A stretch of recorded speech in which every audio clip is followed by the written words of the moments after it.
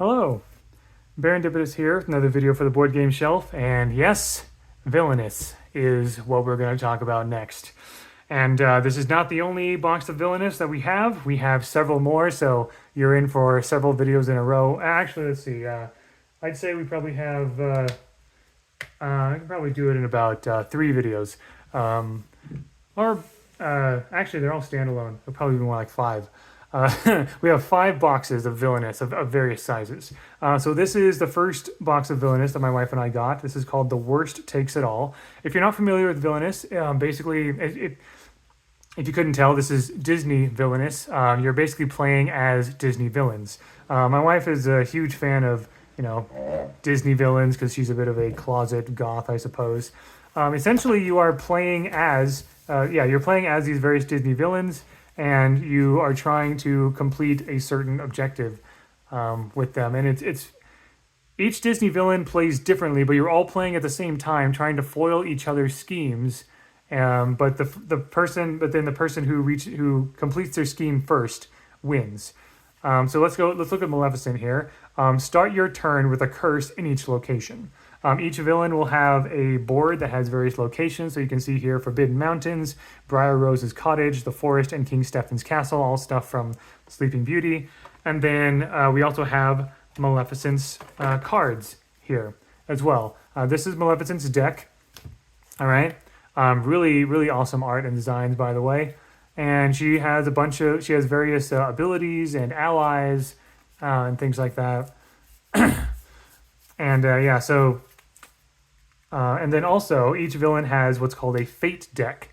This is basically all the various heroes and things that can sort of foil your plans and put a wrench in your plans, essentially. The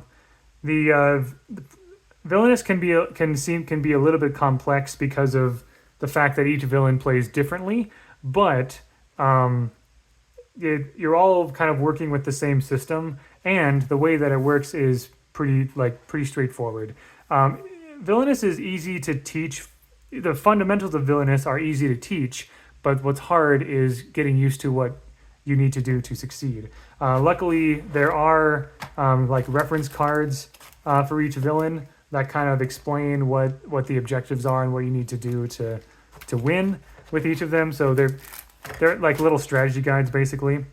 But anyway, using this as an example, you just start each turn with a curse at each location. So there are some cards that will allow you to put curses on locations.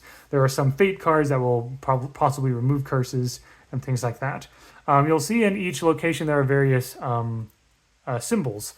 Essentially, each villain will have a unique stand like this. This is Maleficent's, of course.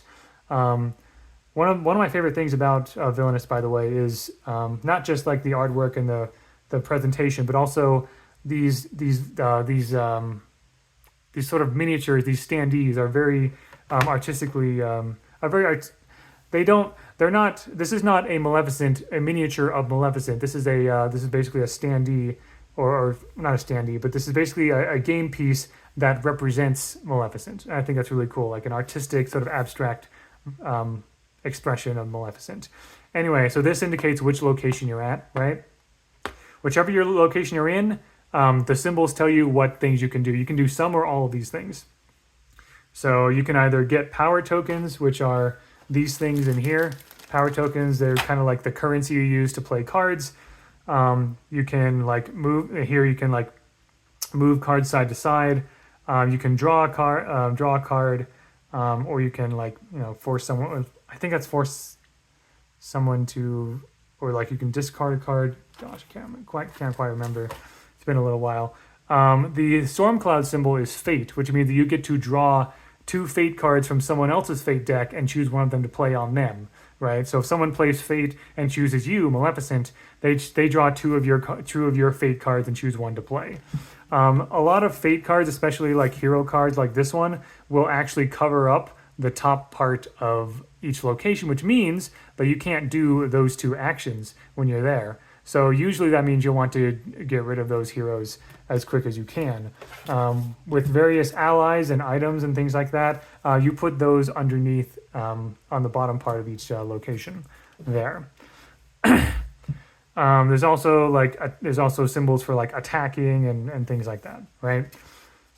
Um, but yeah, so uh, that's by and large what's going on here. You're essentially everyone's kind of playing their own game, but they're also trying to foil each other. I will briefly, by the way, I do appreciate that this is kind of like a cauldron, like a plastic cauldron kind of thing. Um, but yeah, I will briefly go over each of these villains to kind of explain to you like what their goal is. So the Ravensburger, the people who made the Villainous, did a very good job of evoking the themes of each of these villains, right? Because Maleficent's all about laying down curses on people, right? Prince John, I know he's kind of a bumbling buffoon in Robin Hood, but I enjoy playing Prince John because you need to start.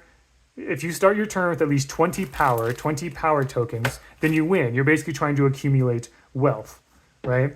This is Prince John's kind of miniature there with a large crown on top of a diamond. Very cool. Just putting those over there. Okay. Next we have Captain Hook. He wants to defeat Peter Pan at the Jolly Roger. I remember specifically Peter Pan starts at the Lost Boys hideout, and that location is locked. You can't go there. But there are certain cards that Captain Hook has in his deck that basically force the Peter Pan card, which is a fate card, to move closer to the Jolly Roger. So that's what you're trying to do. You're basically trying to lure Peter Pan to the Jolly Roger and then defeat him there. Captain, and let's see, here we go. Really cool sort of miniature here for Captain Hook, cape and hat. Next we've got Jafar. Such cool villains in this box here. Jafar wants to start to win. You need to start your turn with the magic lamp at Sultan's Palace, and start your turn with the magic lamp at Sultan's Palace and with the genie under your control. Right, just like in the movie. Again, like Cave of Wonders is locked, and you want to like find and gain control of the magic lamp and the genie, all here in the Sultan's Palace. Jafar is right here, looking like the snake staff that he has. Very cool, as well as his snake form. We have the Queen of Hearts. Have a wicket at each location and successfully take a shot. And that is explained a bit better when you look at her cards, but you can see the various locations that she has, and she's basically playing croquet through all of these locations here. Queen of Hearts, this is her piece, right? And then finally we have Ursula. Start your turn with the trident and the crown at Ursula's lair. Once again, we have a locked location here, King Triton's palace. But then, of course, like you'll need to try to like move things over and everything. I know sometimes some of these villains might sound similar, but their cards do work quite differently. They do each feel, and this is Ursula's piece as well. So yeah, that is basically how Villainous goes. There are a lot of boxes of Villainous, and we do not have all of them, but we have the ones that we wanted the most, essentially. Pretty much every Disney villain from like all the classic like Disney movies is represented in Villainous the board game, and there are also Villainous board games for other IPs that Disney owns, Star Wars and Marvel, and we have a few of those boxes as well. So of course, obviously, over the next few board game shelf videos, I'll show you what we have. Again, we don't have all of them, but we have the ones that we like the most. And honestly, personally, so there are some Villainous boxes that are like larger with like 6 villains, and there are some Villainous boxes that are smaller with about like 3 villains or something.